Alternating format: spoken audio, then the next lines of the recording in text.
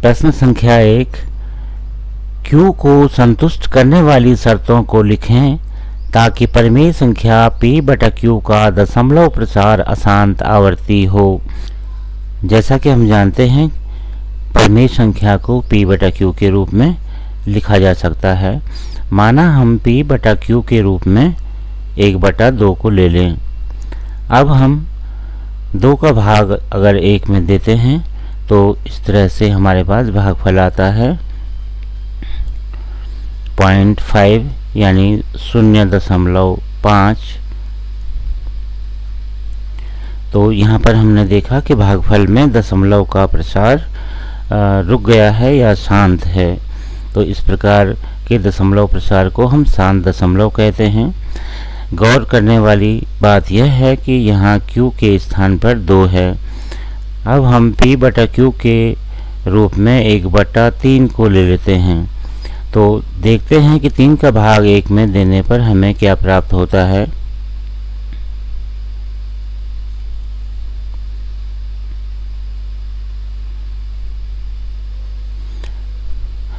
इस तरह हमने देखा कि 3 का भाग 1 में देने पर हमें 0.3333 और इस तरह से 3 की आवृत्ति पुनः प्राप्त होती है। अब हम P/Q के रूप में 1/4 को ले लें तो देखें कि 4 का भाग 1 में देने पर हमें किस तरह से भागफल प्राप्त होता है।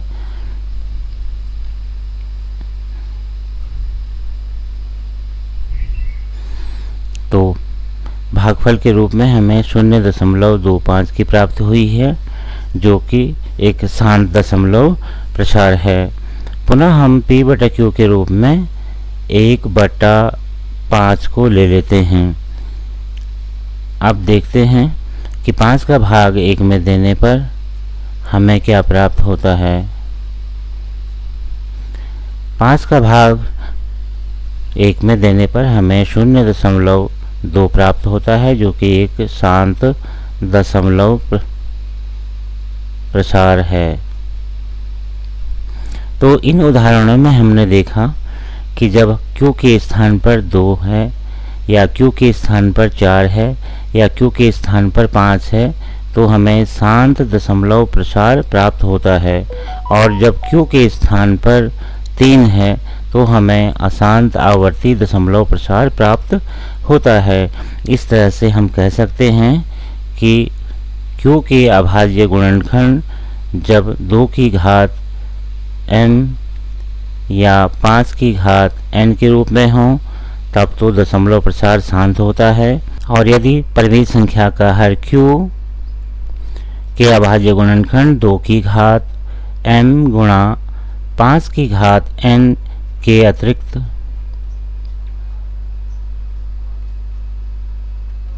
कोई संख्या है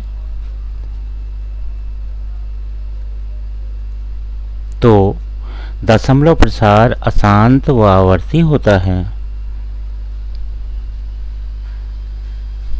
प्रश्न संख्या 2, एक द्विघात बहुपद ज्ञात कीजिए जिसके शून्यांकों के योग तथा गुणनफल क्रमशः 0 और वर्गमूल 5 हैं। हल करें। द्विघात बहुपद को ज्ञात करने के लिए हम एक सूत्र का प्रयोग करते हैं। जबकि द्विघात बहुपद के शून्यांकों के योगफल और गुणनफल हमें दिए गए हों तो सूत्र इस तरह से है: x का वर्ग ऋण अल्फा धन बीटा। अल्फा धन बीटा का मतलब है शून्यांकों का योग, माना एक शून्यक अल्फा और दूसरा शून्यक बीटा है तो शून्यांकों का योग अल्फा धन बीटा लिखा जाता है, गुणा x धन अल्फा गुणा बीटा यानी शून्यांकों का गुणनफल। अब हम योग शून्यांकों के योग के स्थान पर उसका मान तथा शून्यांकों के गुणनफल के स्थान पर उसका मान रखेंगे तो लिखा जा सकता है x का वर्ग ऋण शून्यांकों का योग यानी 0 गुणा x धन शून्यांकों का गुणनफल यानी वर्गमूल 5। सरल करने पर x का वर्ग और बीच वाला पद शून्य से गुणा करने पर शून्य हो जाता है, तो रह जाता है हमारे पास वर्गमूल 5, यानी x का वर्ग धन वर्गमूल 5 के रूप में हमें द्विघात बहुपद प्राप्त हो जाता है। इस तरह से हम अपना उत्तर दे सकते हैं। प्रश्न संख्या 3, मान लीजिए त्रिभुज ABC समरूप त्रिभुज DEF और इनके क्षेत्रफल क्रमशः 64 वर्ग सेंटीमीटर तथा 81 वर्ग सेंटीमीटर हैं। यदि EF बराबर 18 सेंटीमीटर तो BC का मान ज्ञात कीजिए। आइए हल करें। दो समरूप त्रिभुज ABC और त्रिभुज DEF। प्रश्न के अनुसार त्रिभुज ABC का क्षेत्रफल 64 वर्ग सेंटीमीटर तथा त्रिभुज DEF का क्षेत्रफल 81 वर्ग सेंटीमीटर है। त्रिभुज DEF की भुजा EF की माप 18 सेंटीमीटर दी गई है। यह प्रश्न प्रमेय पर आधारित है। प्रमेय के अनुसार समरूप त्रिभुजों के क्षेत्रफलों का अनुपात उनकी संगत भुजाओं के वर्गों के अनुपात के बराबर होता है। चित्र से इसे इस तरह से समझा जा सकता है कि त्रिभुज ABC का क्षेत्रफल बटा त्रिभुज DEF का क्षेत्रफल बराबर त्रिभुज ABC की भुजा BC का वर्ग बटा त्रिभुज DEF की भुजा EF का वर्ग। इस संबंध में अगर हम दिया गया मान रखें तो त्रिभुज ABC का क्षेत्रफल 64 हमें दिया गया है। 64 बटा त्रिभुज DEF का क्षेत्रफल 81 बराबर BC का वर्ग, BC भुजा जिसका मान हमें ज्ञात करना है, BC का वर्ग बटा EF का वर्ग और EF का मान हमें 18 दिया गया है। तो यहाँ हम हर में 18 का वर्ग लिख सकते हैं। यदि दोनों पक्षों का वर्गमूल ले लिया जाए तो अगले चरण में हम लिख सकते हैं वर्गमूल 64 बटा 81 बाएं पक्ष में और दाएं पक्ष में वर्गमूल BC का वर्ग बटा 18 का वर्ग। अगले स्टेप में बाएं पक्ष का वर्गमूल लेने के बाद बायां पक्ष 8 बटा 9 के रूप में लिखा जा सकता है और इसी तरह दाएं पक्ष का वर्गमूल लेने पर अंश में BC और हर में 18 लिखा जा सकता है। वज्र गुणा करने पर 8 गुणा 18 बटा 9 बराबर BC लिखा जा सकता है। 9 का भाग 18 में 2 बार, तो BC बराबर 8 गुणा 2 यानी 16। तो इस तरह से BC भुजा का मान हमें प्राप्त हो गया है जो कि 16 सेंटीमीटर के रूप में हमें प्राप्त हुआ है। प्रश्न संख्या 4, समांतर श्रेणी 3/2, 1/2, ऋण 1/2, ऋण 3/2 ... के लिए प्रथम पद A और सार्वंतर ज्ञात कीजिए। तो आइए हल करें। जैसा कि हम जानते हैं कि श्रेणी का पहला पद A 3/2 है। श्रेणी के सार्वंतर D को ज्ञात करने के लिए हमें पिछले पद से अगला पद घटाना होता है। तो यहाँ पर हम दूसरे पद से पहले पद को या तीसरे पद से दूसरे पद को घटाकर या चौथे पद से तीसरे पद को घटाकर सार्वंतर D को ज्ञात कर सकते हैं। अगर हम दूसरे पद से पहले पद को घटाएं तो 1/2 दूसरा पद है, इससे हमें पहले पद यानी 3/2 को घटाना होगा। 1/2 ऋण 3/2 घटाने पर अंश में 1 ऋण 3 और हर में 2 यानी ऋण 2/2 बराबर ऋण 1। और यदि हम तीसरे पद से दूसरे पद को घटाते हैं तो तीसरा पद ऋण 1/2 के रूप में है, इससे हम दूसरा पद यानी 1/2 को घटाएंगे। ऋण 1 यानी ऋण 2/2 और 2 का भाग ऋण 2 में देने पर हमें भागफल के रूप में ऋण 1 प्राप्त होता है। तो इस तरह से हमने डी सार्वंतर ज्ञात कर लिया है। तो answer A is equal to 3/2 and D is equal to -1 के रूप में हमें मिल चुका है। प्रश्न संख्या 5, प्रथम 100 धन पूर्णांकों का योग ज्ञात कीजिए। तो आइए हल करें। धन पूर्णांक 1, 2, 3, 4 ... के रूप के होते हैं। समांतर श्रेणी के योग सूत्र से Sn बराबर n/2 कोष्ठ 2a plus n-1 into d सूत्र के द्वारा हम प्रथम 100 धन पूर्णांकों का योग ज्ञात कर सकते हैं। तो यहाँ a बराबर 1, d बराबर 1, n बराबर प्रथम 100 धन पूर्णांक तो n बराबर 100। तो S100 हमको ज्ञात करना है, तो लिखा जा सकता है n/2 यानी 100/2, 2 गुणा a की वैल्यू a का मान 1 धन n यानी 100 ऋण 1 गुणा d सार्वंतर S100 बराबर 50, 2 धन 99 इंटू 1 S100 बराबर 50, 2 धन 99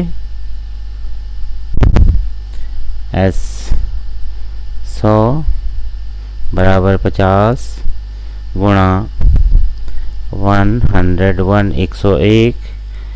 और अब हमें 50 का गुणा 101 से करना है। तो गुणा करने के बाद गुणनफल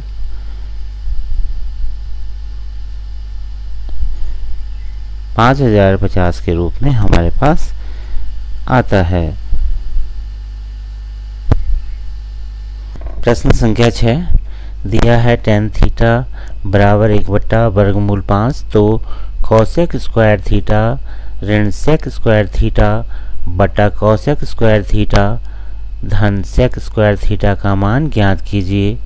तो आइए हल करें। tan थीटा बराबर 1/वर्गमूल 5 और मान ज्ञात किया जाना है cosec स्क्वायर थीटा ऋण sec स्क्वायर थीटा बटा cosec स्क्वायर थीटा धन sec स्क्वायर थीटा। जैसा कि हम जानते हैं कि एक समकोण त्रिभुज के लिए tan थीटा का त्रिकोणमितीय अनुपात इस तरह से होता है। tan थीटा बराबर लंब बटा आधार, यानी हम कह सकते हैं कि समकोण त्रिभुज का लंब 1 और आधार वर्गमूल 5 है। तो इस आधार पर हम सेक थीटा और कोसेक थीटा के मान ज्ञात कर सकते हैं। लंब की माप एक मात्रक समकोण त्रिभुज में और आधार की माप वर्गमूल 5 मात्रक। हम यहाँ पाइथागोरस प्रमेय के उपयोग से कर्ण की माप निकाल सकते हैं। हम जानते हैं कि कर्ण का वर्ग बराबर लंब का वर्ग धन आधार का वर्ग। तो कर्ण का वर्ग बराबर लंब जिसकी माप एक मात्रक है, एक का वर्ग धन आधार यानी वर्गमूल 5 का वर्ग बराबर 1 धन 5 बराबर 6। कर्ण का वर्ग बराबर 6, इसलिए कर्ण बराबर वर्गमूल 6।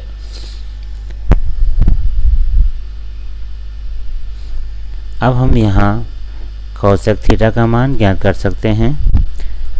चित्र से साइन थीटा बराबर लंब बटा कर्ण। तो लंब की माप एक मात्रक और कर्ण की माप वर्गमूल 6 मात्रक है। कोसेक थीटा बराबर 1 बटा sine theta. Cosec theta sine theta का उल्टा होता है। कोसेक थीटा बराबर वर्गमूल 6। इसी तरह से हम कॉस थीटा का मान चित्र से ले सकते हैं। कॉस थीटा बराबर आधार बटा कर्ण। आधार वर्गमूल 5 है और कर्ण की माप वर्गमूल 6 मात्रक है। साथ ही हम जानते हैं कि सेक थीटा को 1 बटा कॉस थीटा लिखा जाता है। तो सेक थीटा का मान इस तरह से वर्गमूल 6 बटा वर्गमूल 5 हो जाता है। अब आइए कोसेक थीटा और सेक थीटा के मानों को रखें और दिए गए प्रश्न को सरल करें। कोसेक स्क्वायर थीटा के स्थान पर अब हम वर्गमूल 6 का वर्ग लिख सकते हैं, ऋण का ऋण, और सेक थीटा के स्थान पर वर्गमूल 6 बटा 5 वर्गमूल 6 बटा वर्गमूल 5 सारे का वर्ग बटा ऐसे ही हर में कोसेक स्क्वायर थीटा यानी वर्गमूल 6 का वर्ग धन का धन वर्गमूल 6 बटा वर्गमूल 5 सारे का वर्ग। अंश में वर्गमूल 6 का वर्ग 6 ऋण 6 बटा 5 बटा 6 ऋण 6 बटा 5,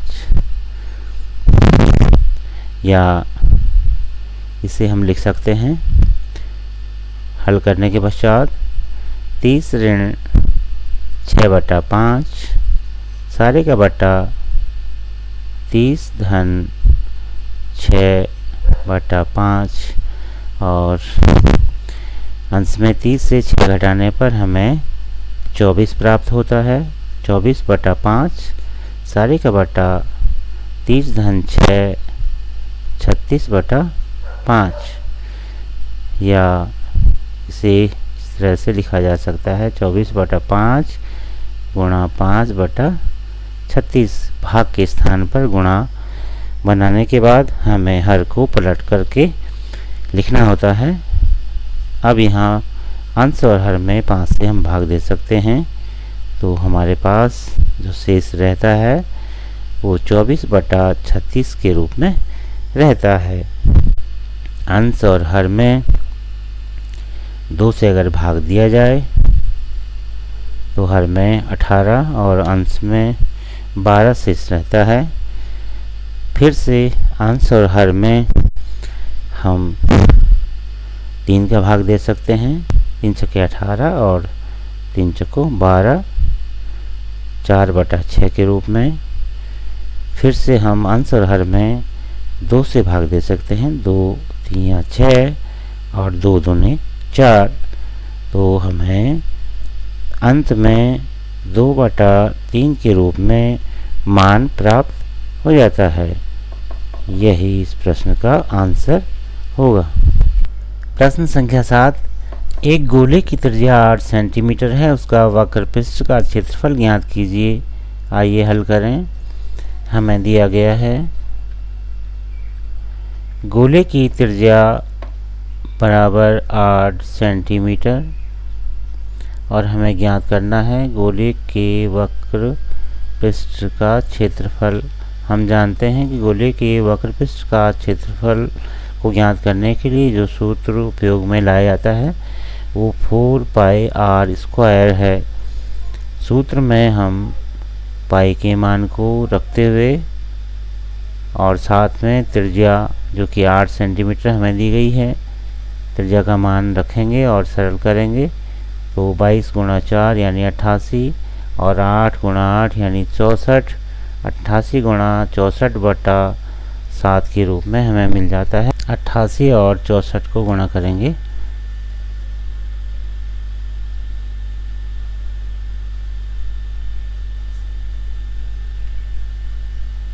5632 अंश में 5632 और हर में हमें 7 मिल जाता है। 7 का भाग 5632 में देने पर हमें 804.57 भागफल के रूप में मिलता है।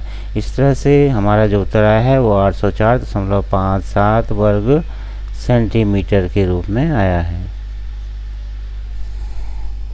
प्रश्न संख्या 8, एक निश्चित घटना की प्रायिकता कितनी होती है? जैसा कि हम जानते हैं कि निश्चित घटना की प्रायिकता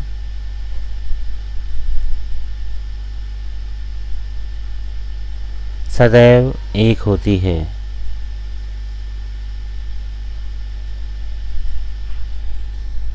प्रश्न संख्या 9, दी गई आकृति में 2 सकेंद्रीय वृत्त जिनका केंद्र O है की त्रिज्याएं 5 सेंटीमीटर और 3 सेंटीमीटर हैं। एक बाह्य बिंदु P से इन वृत्तों पर 2 स्पर्श रेखाएं PA तथा PB खींची जाती हैं। यदि PA बराबर 12 सेंटीमीटर है तो PB ज्ञात कीजिए। आइए हल करें। प्रश्न के अनुसार दोनों सकेंद्रीय वृत्तों का केंद्र O है। एक वृत्त की त्रिज्या यानी बड़े वृत्त की त्रिज्या OA 5 सेंटीमीटर की दी गई है। छोटे वृत्त की त्रिज्या OB 3 सेंटीमीटर दी गई है और साथ ही PA की माप 12 सेंटीमीटर दी गई है। चित्र में हमें 2 त्रिभुज दिखाई दे रहे हैं।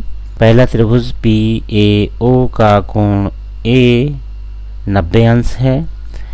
दूसरे त्रिभुज PBO का कोण B 90 अंश है। इस तरह से 2 समकोण त्रिभुज हमें प्राप्त हुए हैं। पहला समकोण त्रिभुज PAO तथा दूसरा समकोण त्रिभुज PBO। तो सबसे पहले हम समकोण त्रिभुज PAO को लेते हैं।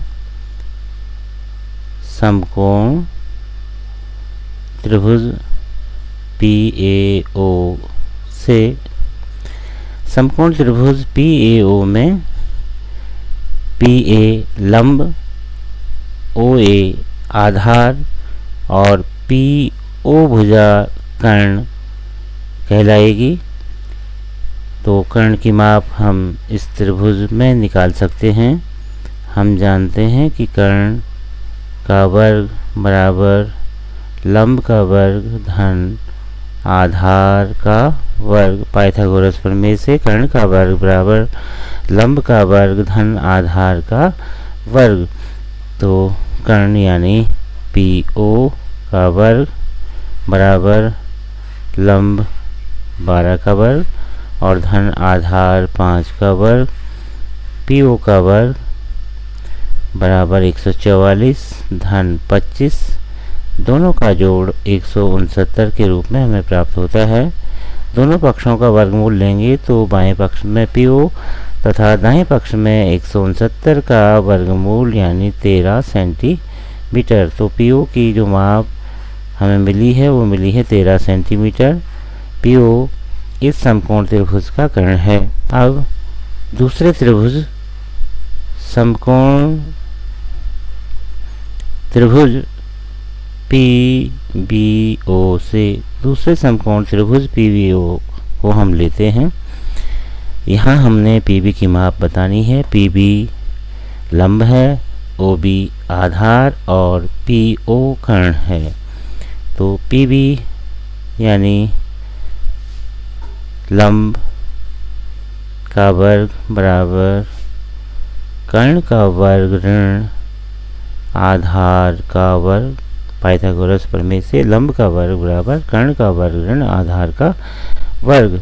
तो लंब PB है, PB का वर्ग बराबर कर्ण PO, PO का वर्ग ऋण OB का वर्ग। PB का वर्ग बराबर PO, PO की माप 13 सेंटीमीटर, 13 का वर्ग ऋण OB की माप प्रश्न में हमें दिया गया है 3 सेंटीमीटर, तो 3 का वर्ग। PB का वर्ग बराबर 169 ऋण 9 बराबर 160। तो इस तरह से हम PB की माप निकाल सकते हैं। दोनों पक्षों का वर्गमूल लेने पर बाएं पक्ष में PB हो जाता है और दाएं पक्ष में वर्गमूल 160, और वर्गमूल 160 को हम 4 वर्गमूल 10 के रूप में लिख सकते हैं। प्रश्न संख्या 10, निम्नलिखित बारंबारता सारणी में B और D का मान ज्ञात कीजिए। तो आइए हल करें। बारंबारता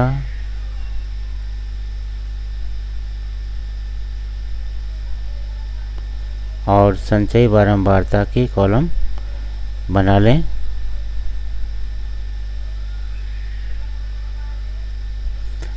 बारंबारता पहले वर्गांतराल की 4, दूसरे वर्गांतराल की 5, तीसरे वर्गांतराल की 20, चौथे की 7, पांचवें वर्गांतराल की बारंबारता 4, छठवें वर्गांतराल की बारंबारता 3 और सातवें वर्गांतराल की बारंबारता 1 है। संचयी बारंबारता 4, दूसरे वर्गांतराल की 9, 15, उसके बाद 22। तो यहाँ हम B का मान ज्ञात कर सकते हैं। चूँकि दूसरे वर्गांतराल की बारंबारता 9 है और तीसरे वर्गांतराल की संचयी बारंबारता 15 है, तो 9 धन B बराबर 15, 9 धन B बराबर 15, B बराबर 15 ऋण 9, B बराबर 6। तो B की वैल्यू 6 के रूप में आ जाती है। और इसी तरह संचयी बारंबारता 22 के बाद अगले वर्गांतराल की संचयी बारंबारता D है और उसके बाद संचयी बारंबारता 29 और अंतिम संचयी बारंबारता 30। संचयी बारंबारताओं का योग 30। हमें D की वैल्यू ज्ञात करनी है। तो हम जानते हैं कि 22 और 4 बराबर D होना है, यानी 22 धन 4 बराबर D या 26 बराबर D। तो D का मान 26 के रूप में हमें यहाँ पर मिला है। तो answer B is equal to 6 and D is equal to 26।